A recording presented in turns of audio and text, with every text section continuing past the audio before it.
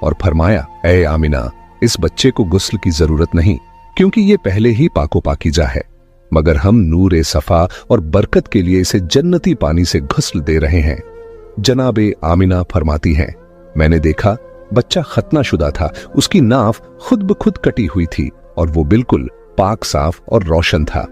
हजरत जिब्रील और मीकाइल अलैहिस्सलाम अभी गुस्ल से फारिग ही हुए थे कि अचानक आसमान से एक सफेद रंग का बादल नमूदार हुआ और उसने इस बच्चे को छुपा लिया। फिर मैंने अपने कानों में ये आवाज सुनी, इसे ले जाओ और इसे दुनिया के पहाड़ों, जंगलों और सरजमीनों की सैर कराओ और हर एक से कहो कि ये तुम्हारा आका और सरदार है, तुम पर इसकी इताअत फर्ज है। फिर एक लम्हे बाद वो बादल हटा और बच्चा एक हरे रंग के झूले में आराम से लेटा हुआ नजर आया। मुझे बिल्कुल मालूम नहीं कि ये गहवारा कहां से आया था। बच्चे के हाथ में 3 चाबियां थीं और किसी ने बुलंद आवाज में ऐलान किया, इस बच्चे के हाथ में 3 चाबियां हैं।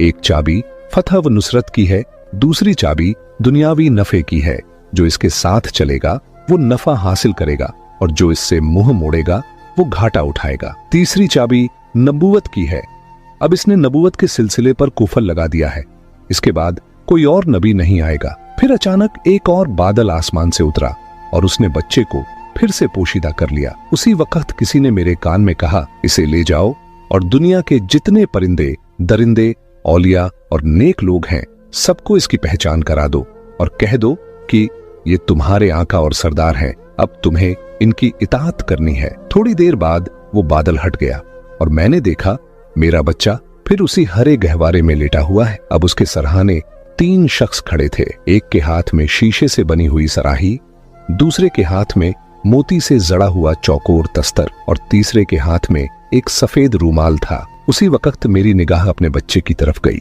तो मैंने देखा कि बच्चे के दूसरे हाथ में भी एक सफेद रूमाल था, यानी एक हाथ में 3 चाबियां और दूसरे में रूमाल। फिर कोई कह रहा था, अब ये दुनिया इस बच्चे के कब्जे में है, ये जिसे चाहे दुनिया से महरूम कर दे। फिर वो तीनों शख्स आगे बढ़े और मोती वाला तस्तर बच्चे को पेश किया और कहा, इसमें से जिस हिस्से को चाहे पकड़ ले। बच्चे ने तस्तर के बीचों बीच हाथ डाला, जो कि एक आम बच्चे की फितरत के खिलाफ था, क्योंकि चारों तरफ चमकते सफेद मोती लगे हुए थे और बीच वाला हिस्सा खाली था।